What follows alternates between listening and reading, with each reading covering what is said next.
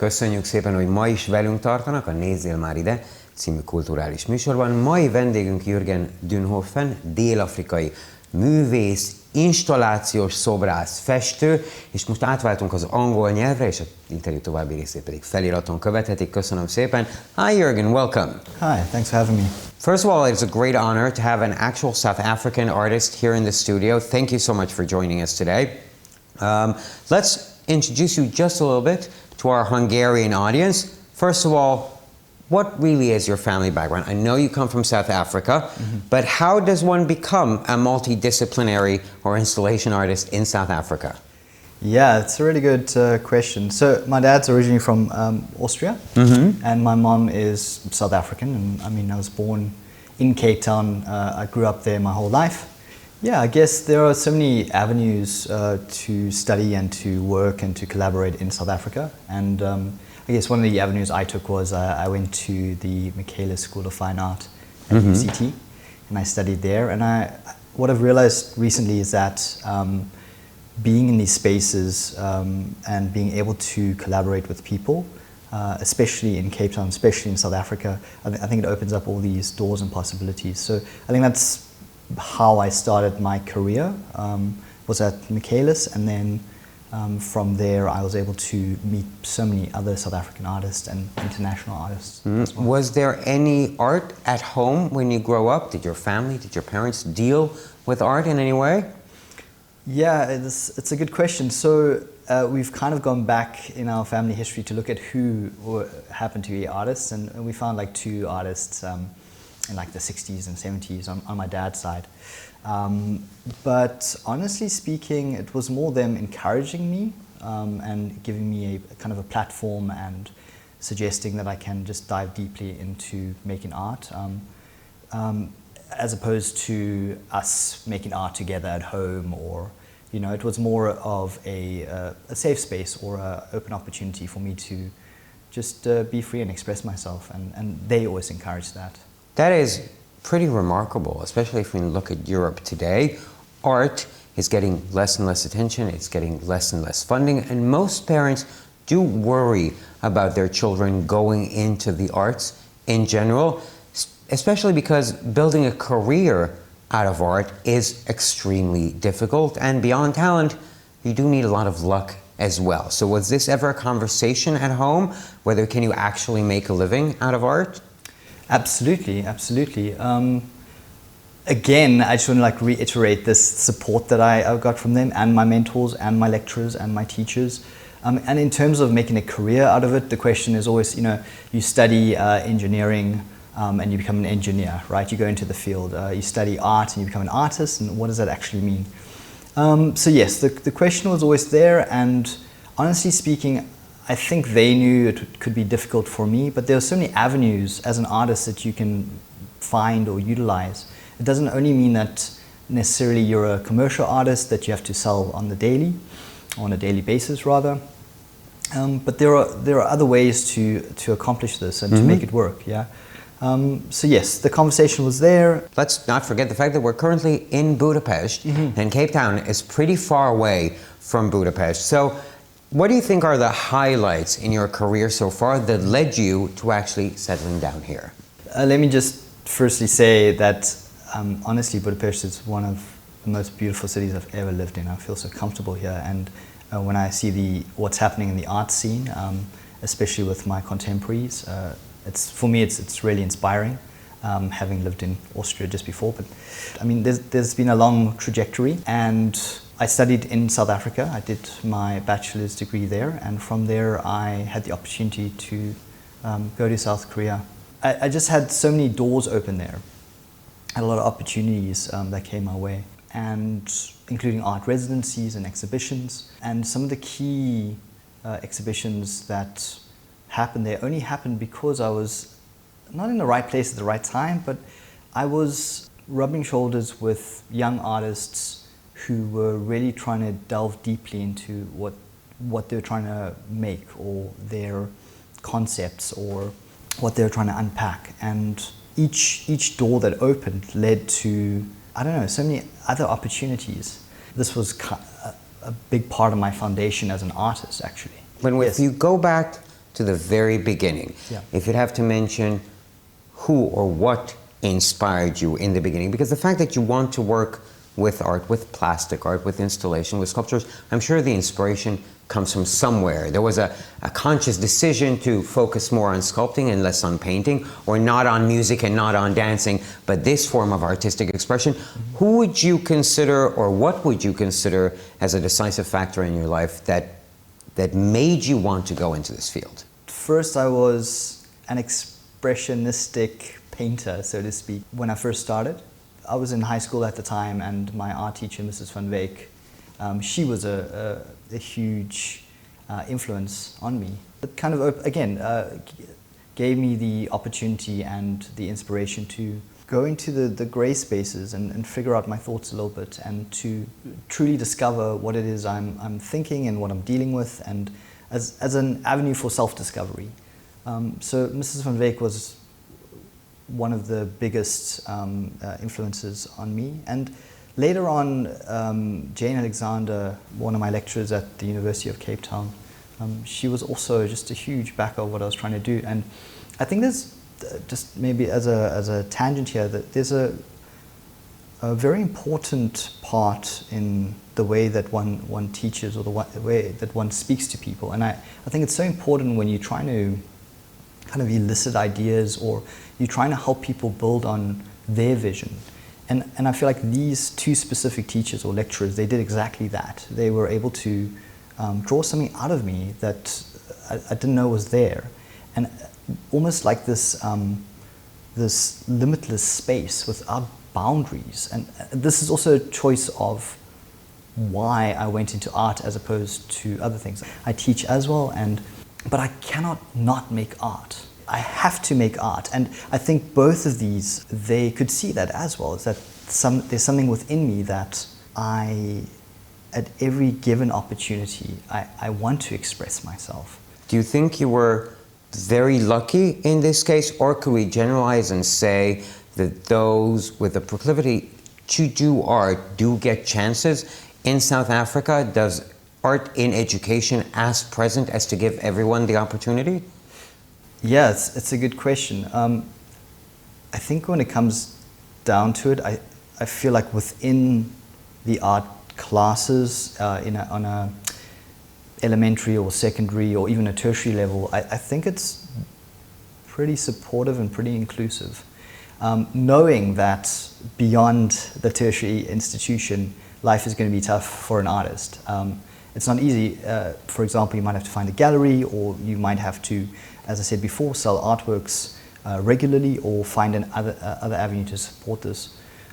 So I definitely think that given the opportunity, people are supported within the schooling system, and they definitely have the opportunity to create, again, knowing that it's perhaps not that easy afterwards. Now, how did installations come about? How does an expression or a thought in your head become a 3D filling out of space? My question is, to be very blasé about it, what is your process, if we can use that word? So this is maybe a good opportunity to link this expressionistic painting technique that I had at the beginning. So I kind of lost faith in that, so to speak. I don't know how to explain that clearly, but at university I was then encouraged in this installation process of making objects or of carving, or I particularly like constructing things. Mm-hmm. I think there's a slight difference here in terms of taking away mass and carving with a chisel and a hammer, and putting things together with like glue and then grinding it away.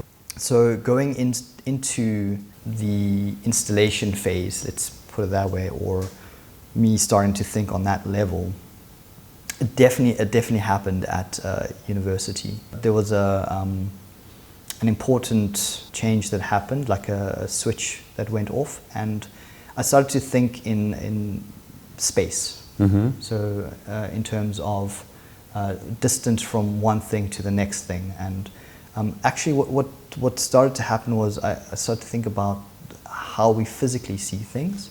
I then started to focus on the idea of how we perceive things. So kind of subjectivity versus objectivity. I started looking at things like phenomenology, so philosophical like discourse. And I started working a lot with lenses, and for some reason wood and metal, these kind of traditional materials. That would have been my next question. Yeah. How do you choose the adequate medium for a certain work of art? Yes, yeah. I think they kind of present themselves in the series of works that I create. So within this first body of work, Scope, again, I focused a lot on these kind of lens-based devices, things that you can look through, and also things that you can look at. And this kind of carried on later to other bodies of work like myopia. It's kind of nearsightedness, and also started touching on ideas of meditation. And so the material that I've predominantly been working with has been wood and lenses, and also found objects. I find this I enjoy having like a foundation or something that I can build on, right? And so having these found objects that I can deconstruct and add to, or I can mimic, or I think this is quite kind of important. But this has, of course, changed now over the years. I mean, this is, I was essentially since 2010, it's now 2025, it's 15 years. And I'm still drawn to wood for some reason, I think as a natural material. But of course, I have been working with mycelium, which during the lockdown became a very interesting process for me. Mycelium has been very interesting for me, and then also, I don't know if this is a material by itself or if it's just a process, but this kind of decomposition of things, or this rotting of things. Have you ever considered, because when you work with wood or when you work with glass, there is a lot of physical work involved. What we can see today, and I ask this all the artists that come here on our show, in your opinion, 3D printing, for example, or modeling, does that help artists to create what they want easier, or is it the thing that is going to destroy your livelihood? How do you see that? Is it a tool that you can use, or is it a tool that those who are not as developed as artists can basically enter the market and take away the opportunities from other artists? I definitely see it as a tool and as something that can assist an artist. I don't think it by itself will take away the livelihood of any artist in the world, really, it by itself. And so I'll give you two examples. One example is that I've recently used it in my work to the degree that it doesn't even look like a 3D printed object, really. So I think it's important how you integrate it, like what kind of material you're using from these processes. And honestly, I think there's a way of adding a human element, or the artist's touch. Or, well, the design itself, I would assume, is also the artist's input into the fact. So the idea, how to incorporate it, that's all art. Does it take away from your process when you don't actually have to make it with your own two hands, or is that a natural development of modern technology? Yeah, it's kind of like a theoretical question as well. I mean, maybe both, because personally, I like to prototype things, and part of my process is in fact tearing things down, building it up in real time. I can say it's a labor-intensive process, and I can say it's a highly inefficient process. Okay, so I think people that draw 100 times and then they print once, even in a 3D sense, I think it's a highly efficient process. And one could argue, and I would argue too, that this is of course a normal way of making art. So yes, I think that's no different to me carving out something or building something or doing it in the way I normally do it.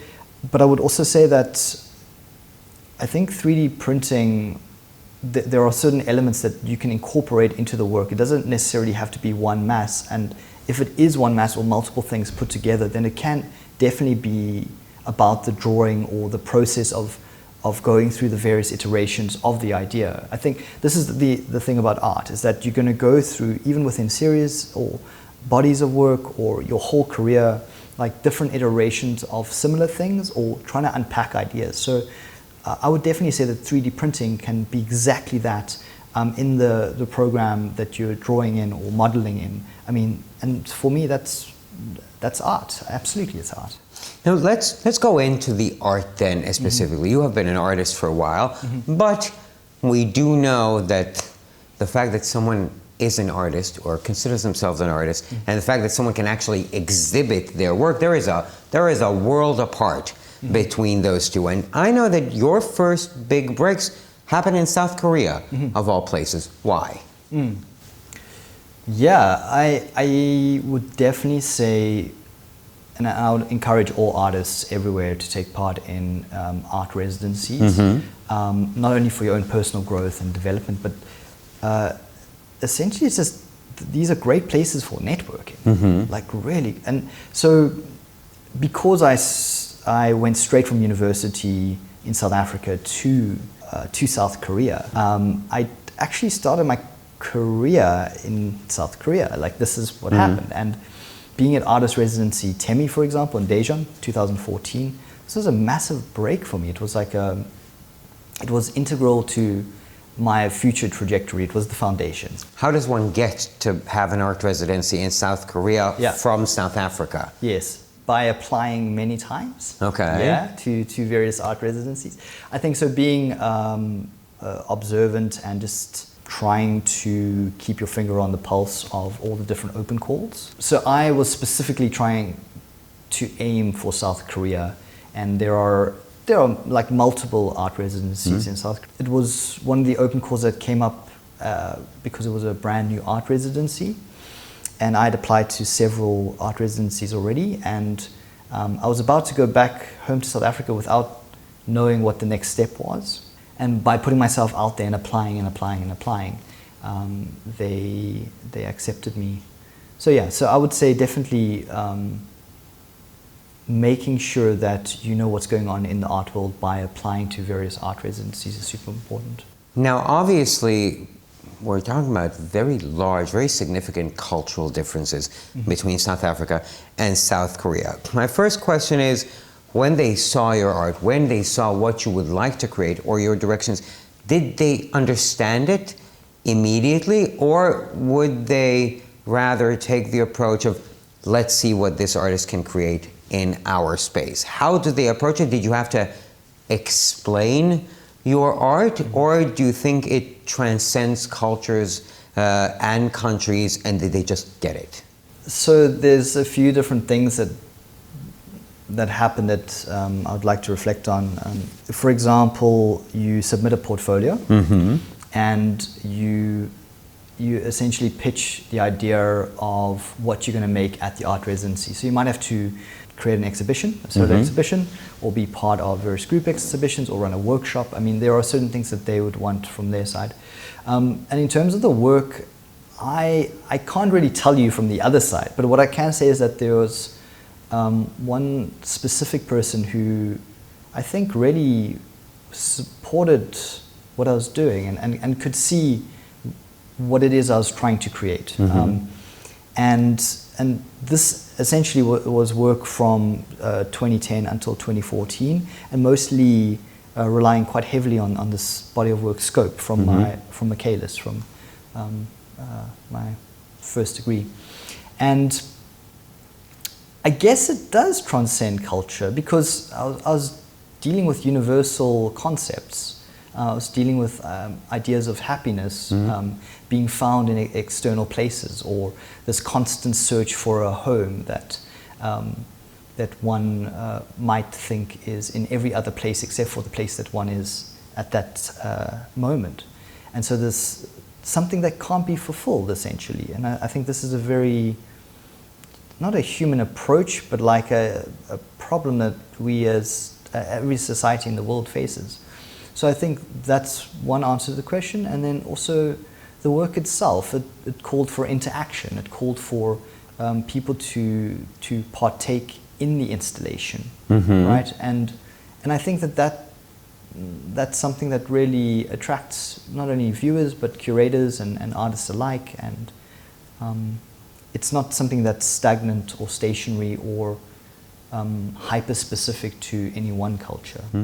Now, you do the art residency in Temi, which is a big break, but many people don't know what to do after they have their first big break. How do you carry on the momentum? How do you find the next place? And is there a point where you start being afraid because there's suddenly too much exposure? Questions rise, can I create this much? Can I fulfill what these new places want me to fulfill? So what's the second step after the first big break? I really like this word momentum. I've been thinking a lot about this word momentum recently, and essentially that these few years in South Korea, it's all about momentum. So I did very little thinking, and I did a lot of making. So I was producing a lot of work, and I was putting like my body, my soul, my health, everything into this thing. And I found that by seeking out exhibitions, by being proactive and working hard within the residency and trying to create networks and make friends, this was a great foundation for what came next. And essentially what happened during one of the shows, we had a group exhibition, and a curator from a project space also saw the work and was like, would you like to show at the space? Let's have a conversation. And I just had so many experiences like that within the art residency and within South Korea, that one thing led to another, one conversation. Sometimes we think that these conversations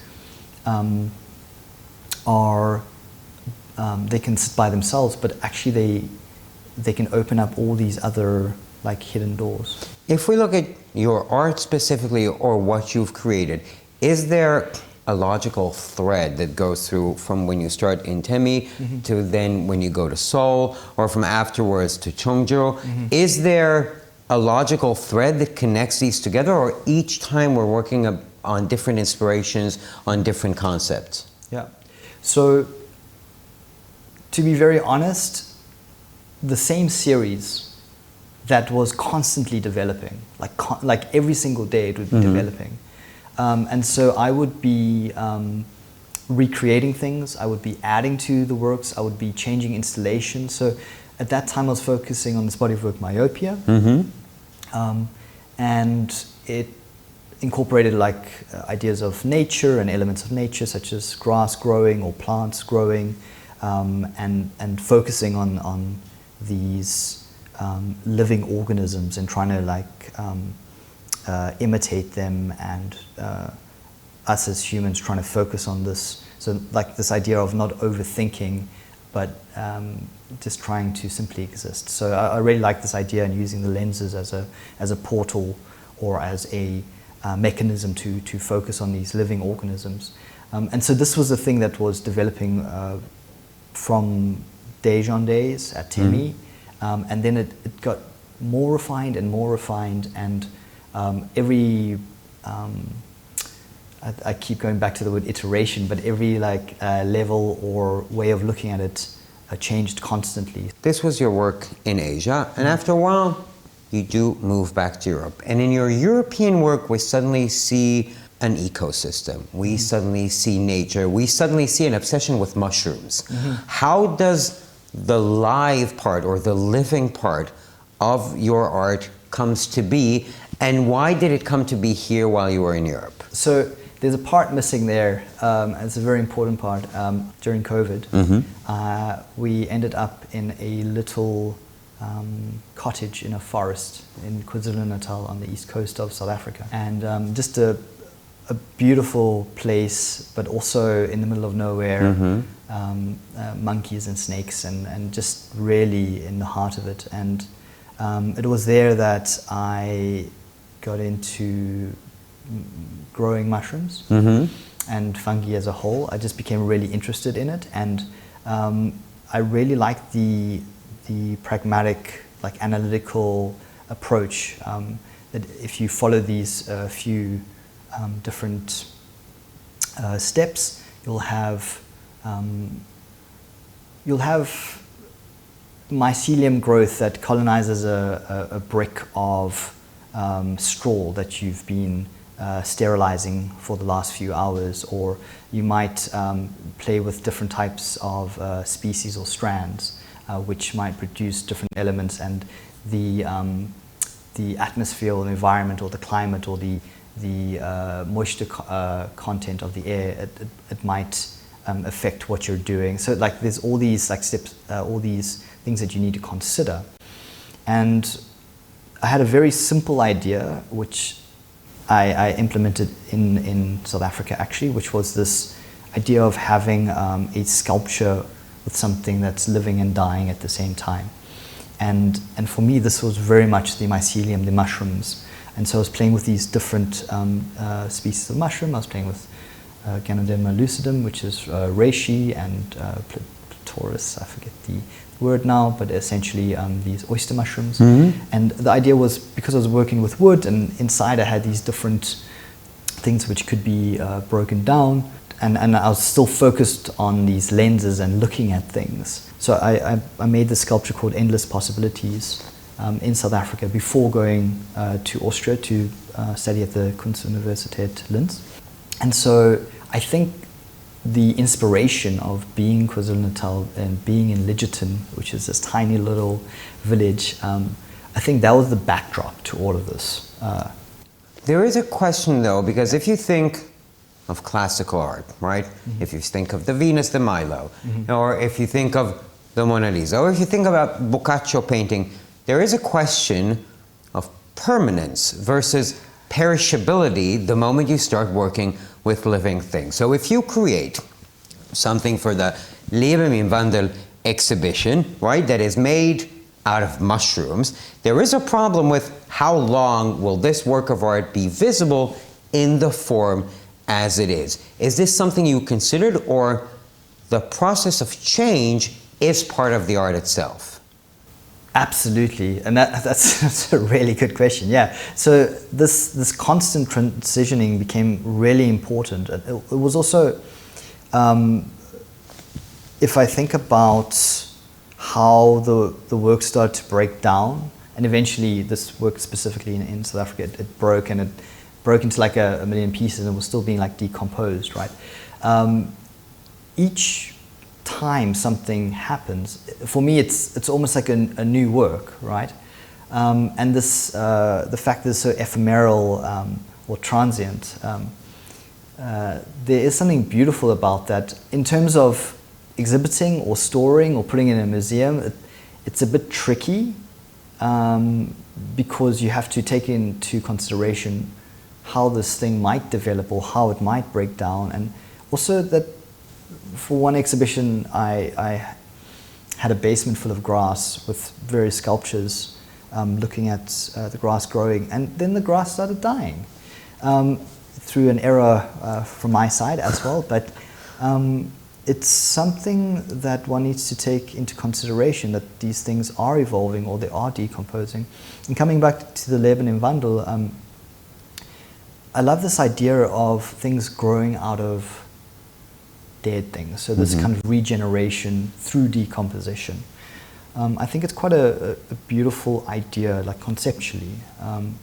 And for Leben im Wandel, there were artworks from some collaborators as well, Mani and Helena, and they were also focusing on these root systems and, you know, the relationship, for example, between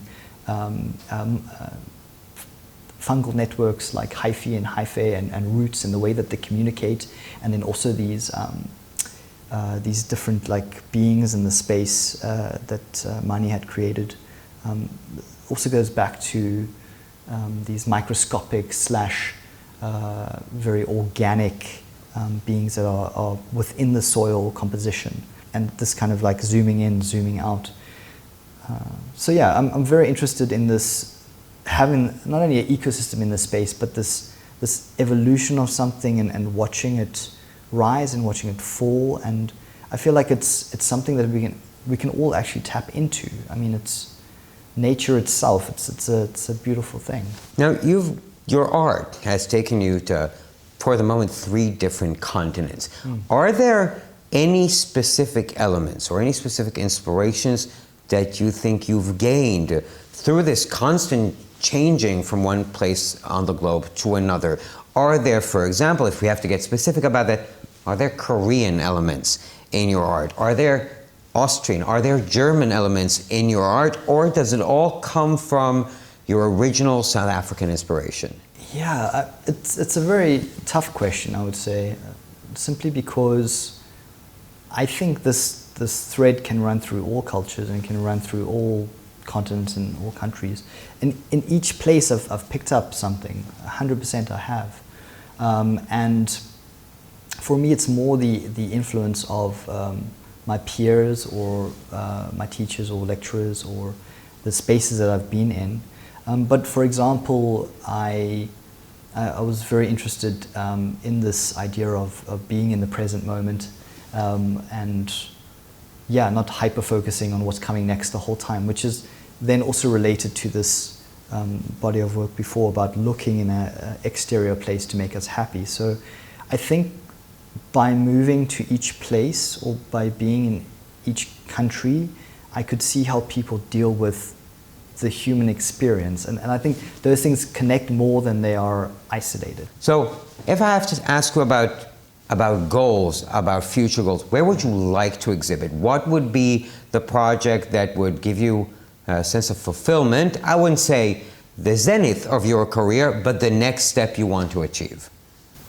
Yeah, it's a really good question because I haven't exhibited in Budapest yet, but I would love to exhibit here, and I have some plans. I'm working on a body of work at the moment, which will be outside, and so I'd love to exhibit it here in Budapest. Like an open air concept? 100%, yes, yeah, that's the goal. To bring in more of the ecosystem in it. Aren't we afraid that it's going to be even more perishable, or is it that part of the process? It's a tricky thing to deal with. It's not only the ecosystem itself, but also humans. I mean, we like to be quite heavy-handed sometimes with things. So it's something to consider, absolutely.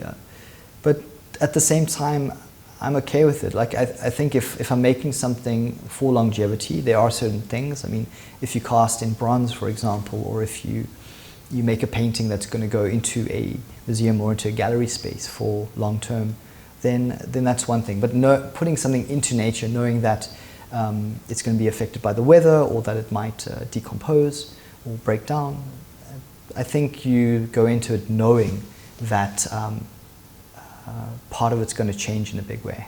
Are there any mediums that you would like to work with that you haven't had a chance yet, or do you think you're not ready for but are planned for the future? I am planning to go deeper into working with motors and mycelium.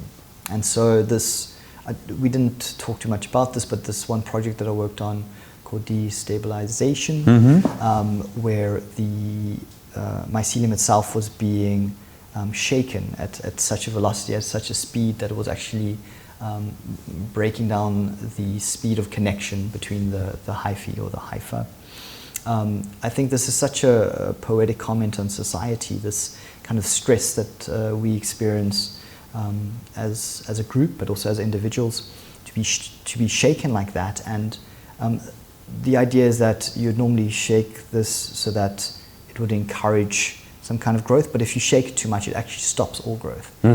So my answer to your question is not that I really want to move right now into new medium or media, but instead go deep into this idea and use different type of motors and different types of mycelium to emphasize this concept that I've been working on. So we do know that between South Korea and Budapest, there was Linz there and the University of Linz, and he did do some work there. What can you tell us about that period of your life? It was really inspiring and really important because I was trying to break free from some ideas. I was trying to move away from a series. Well, Myopia is a great series and it's going to continue, absolutely. But I wanted to venture into some new ideas and into new modes of art making. And that's how destabilization came about, but then also more recently, the alchemy of memory. And this was a big project because it was my thesis that I was focusing on, and it kind of opened up Pandora's box because there were so many ideas and so many thoughts and so many potential projects that came from it. And what it was focusing on was our relationship with nature. We've been speaking a lot about ecosystems and our place, in the world as humans. And I was looking at the way that we constrict nature for our own benefit and the way that we exploit nature for our own benefit. But at the same time, I was also unpacking some of my family history, looking at my memories with nature in Cape Town, where I'm from. And so in a way, this kind of tied things together, but also complicated things a lot because I realized how deep the subject could be. But the body of work, Alchemy of Memory, I suspended different sculptures, and I also I brought in a huge log, a big part of a tree, into the center of the space, and I essentially connected one of my artworks from this log to the wall and pulled it in both directions, in opposite directions.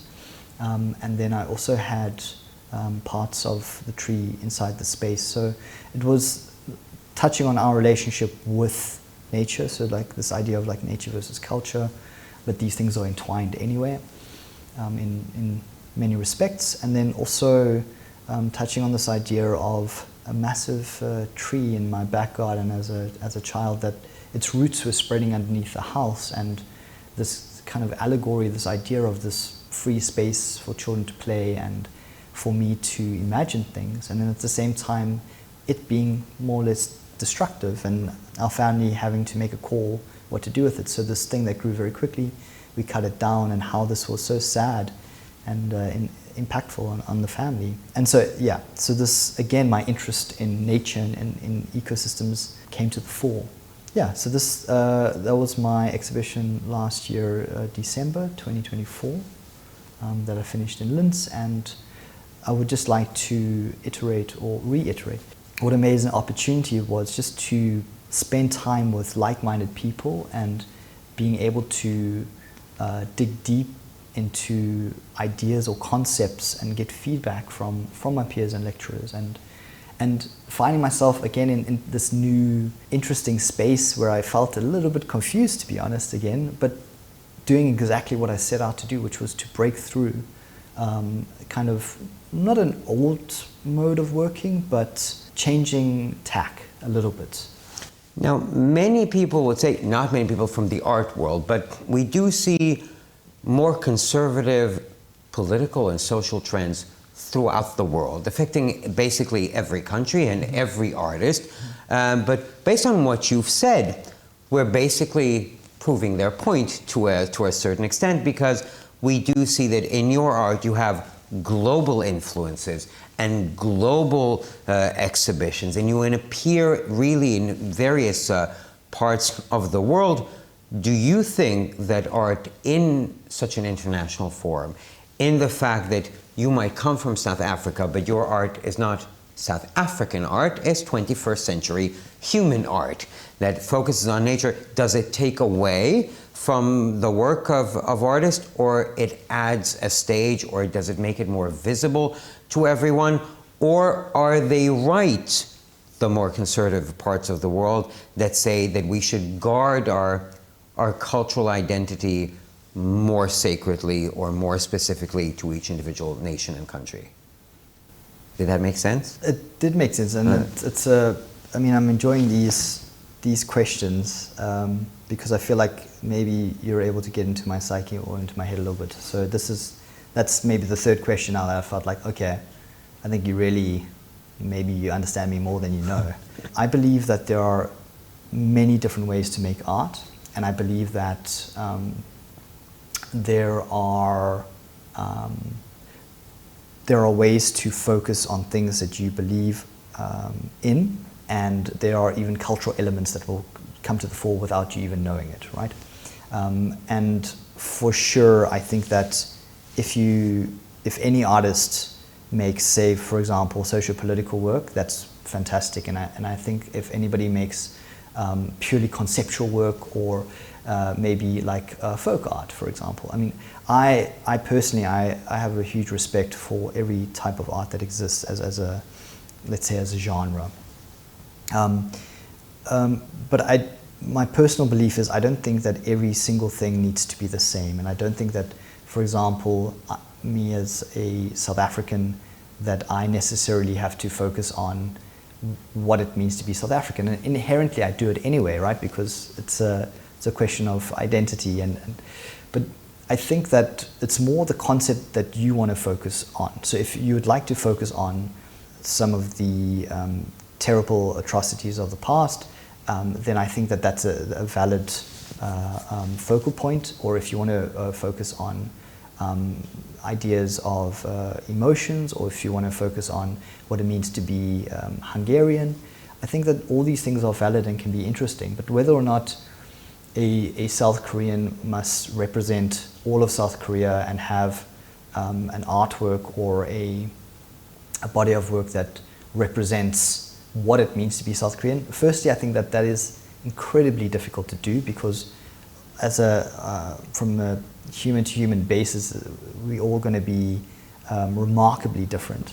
And secondly, I think that can be interesting, but we run into problems of like gross generalizations, or not even stereotyping, but just, yeah. It depends on what you as an artist wants to do. I don't think it's anybody's duty to represent their nation or their culture, so to speak. But again, some of the most interesting artworks or artists do exactly that. You know, they zoom in on certain elements of their culture that are really interesting. For sure, I think there's a thread that connects all societies, and I think there's art that transcends not group mentality, but groups. I think that a viewer in the US and a viewer in Zambia, despite the lens that they look through, or the cultural lens or the cultural backdrop, I think that they could appreciate an Oliver Eliasson artwork that deals with perception and the environment, and they might take different things out of the conversation. They might project certain things onto it, absolutely. But whether or not Oliver Eliasson is representing his nature or his culture, I'm not so sure.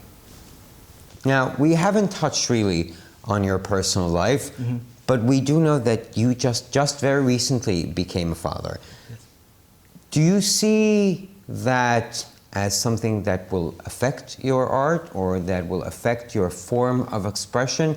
Or we know many artists that the moment they have children, they stop working with art and they go out and try to find a real job, so to speak. So how do you see this colossal event in your life as becoming a father affecting your career and affecting your expression?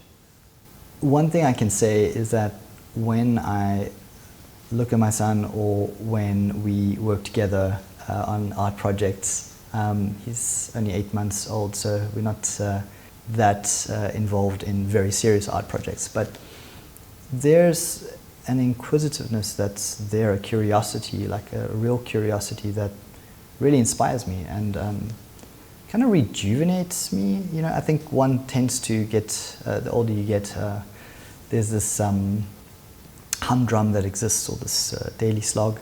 And I think if you look at a young child, especially your own child, you realize that you can see everything with fresh eyes. Yeah, I don't know what influence it's going to go into the work, but I think the work's going to change dramatically. And maybe if you ask me the same question in 1 year's time, I can give you a better answer. Do you hope that they go into art as well, or no, not at all? It's a good question. It depends on if we're talking about visual arts, if we're talking about like being a painter or a sculptor, whatever he wants to do, I'll support him, absolutely.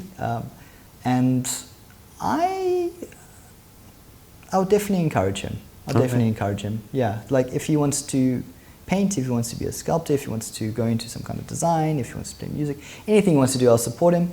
Do I hope? For me, it's not a number one priority. You know, I more just want to be a good dad and give him the opportunity to do whatever he wants to do. And I get the feeling he's going to be a musician, but you know, I don't want to put any pressure on him. Let's not decide now. Well, thank you so much, Jürgen, for coming in today to our studio. It was fascinating. Thank you again for coming to our show. Hölgyeim és uraim, köszönjük szépen, hogy ma is velünk tartottak. Jövő héten is lesz Nézzél már ide. Köszönjük szépen, és maradjanak a Heti TV-vel.